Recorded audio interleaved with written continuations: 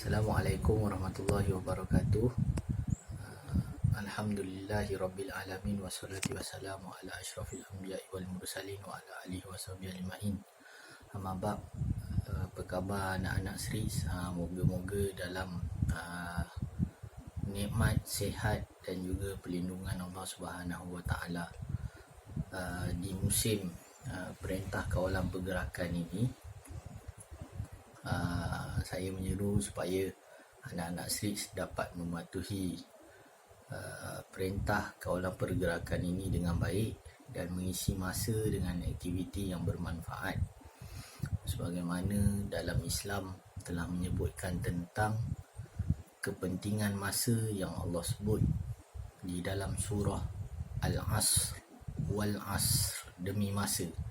Sesungguhnya manusia itu di dalam kerugian, kecuali illalladzina amanu, mereka yang benar-benar beriman, percaya adanya kehidupan di alam akhirat, wa amilus solihat, dan mereka yang melakukan amalan-amalan soleh, wa tawasau bil haq, dan mereka yang berpesan-pesan dengan kebenaran, wa tawasau bis sabr, dan mereka yang berpesan-pesan dengan kesabaran.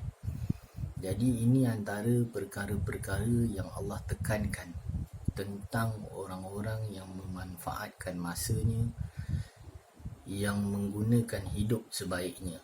Dalam Islam, Allah Subhanahu wa taala telah mengatur kehidupan, menyusun masa, sebagaimana di dalam surah An-Naba disebutkan, wa ja'alna laila libasa, dan kami jadikan malam itu sebagai selimut, pakaian untuk kamu berehat, wa ja'alna nahara ma'asha, dan kami jadikan siang itu untuk kamu bekerja, hidup padanya, mencari pendapatan, belajar.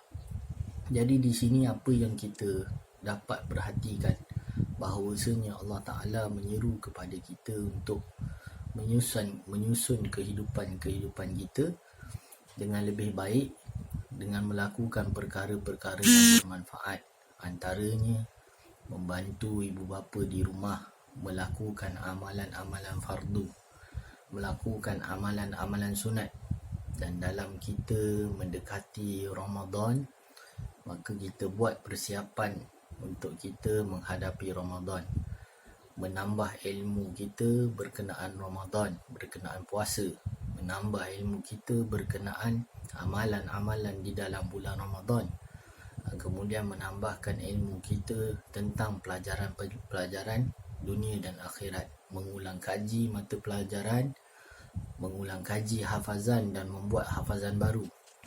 Kemudian kita mencari dan mengkaji, membaca tentang perkara-perkara yang berlaku di sekitar kita. Jadi suka untuk saya berpesan buat anak-anak Series untuk memperbaiki kehidupan kita supaya menjadi lebih baik, dan tidak ada yang mampu mengubah nasib kita melainkan diri kita sendiri. Jadi cukuplah sekadar itu. Moga-moga ada manfaat dan kebaikan daripada nasihat yang ringkas ini. Allahumma balagh fashhad, ya Allah, saya telah sampaikan, maka saksikan apa yang saya sampaikan. Aku qauli hadza wa astaghfirullah li wa lakum. Assalamualaikum warahmatullahi wabarakatuh.